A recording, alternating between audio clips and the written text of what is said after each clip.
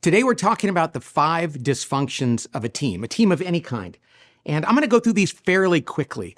And I call them dysfunctions because I think there's lots of ways to go about building a team, but there's actually 5 things that can screw up a team. And I think it's important to understand what they are. But I'm going to list the functional good things. We're going to talk about how to overcome them. The first dysfunction of a team is the absence of trust. So trust is what is required on a team. Now that seems obvious, I know, but when I talk about trust on a team, I'm not talking about predictive trust, which is what a lot of people think about, which means I've known somebody for a long time and I can predict how they're going to behave. I can trust how they're going to act. Trust on a team is what I call vulnerability-based trust. That means when people can be completely open and honest about who they are, and they'll say things like, I don't know the answer, I need help, I think I messed up and I need you to bail me out here, or you're smarter than I am and I want to learn from you, or even I'm really sorry I was kind of a jerk yesterday.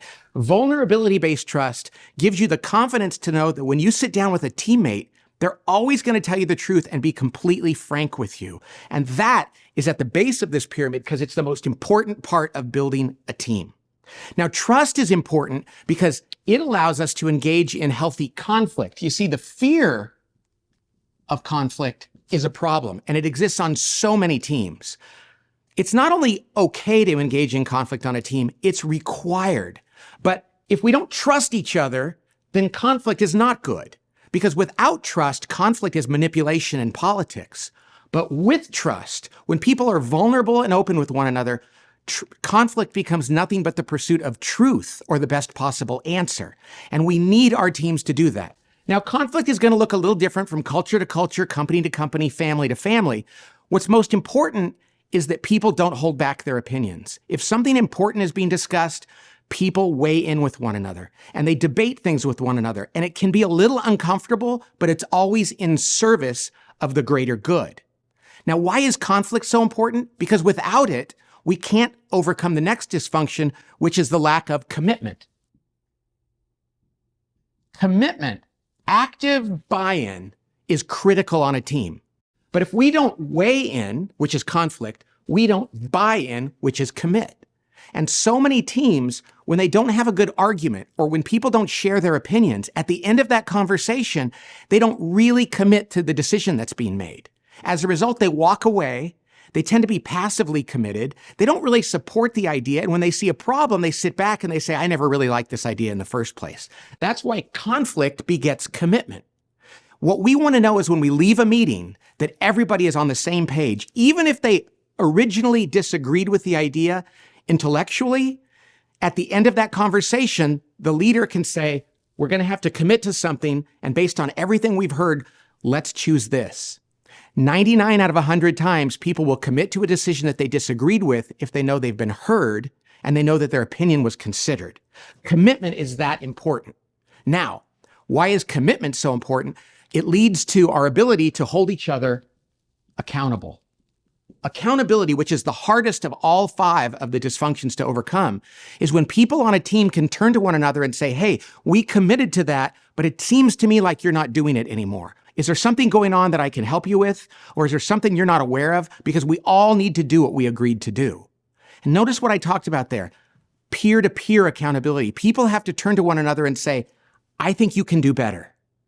The best teams in the world do this, but they can't do it if they haven't truly committed. And they can't commit to something if they never had good conflict. And they can't have good conflict if they don't trust each other at a vulnerability-based level. Now, when we do hold each other accountable, when we enter the danger to call each other on things, which is a sign of love on a good team, that leads us to overcome the last dysfunction, which is the inattention to results. Results is the ultimate sign of a great team. They accomplish what they set out to accomplish most of the time. Now, if they're not holding each other accountable for doing what's in the best interest of the team, those results aren't going to happen. Now, the thing about results, which is a little tricky, is that we're talking about the collective results of the team. We're not talking about the individual results of a person on the team or a department or a division. We're saying that everybody on a team is collectively interested in the good of the whole. That means they're going to trade off their benefit for the good of the team. Even if it means their individual silo might suffer, they know that's worth it because they're all collectively interested in the greater good of the company or the organization. Okay, now here's the thing I want to say. Teamwork, the 5 dysfunctions of a team, isn't for everyone. If a team is not really committed to teamwork, they're not really a team at all. They would be what I would call a golf team, a group of people from different departments or divisions that separately goes out and performs and comes together every once in a while to add up their scores to see how they did. That's not a team. It's what we call a working group. A real team is like a basketball team where people are trading off their benefits to one another, doing different jobs to make the team work. Even if it doesn't feel like it's in their best interest, they know it's what's right for everyone. So what I like to say is teamwork is not a virtue necessarily, it's a choice, a strategic one. And if we're going to make that choice, we need to invest in building trust, engaging in conflict, committing to decisions, holding each other accountable, and emphasizing the collective results of the team.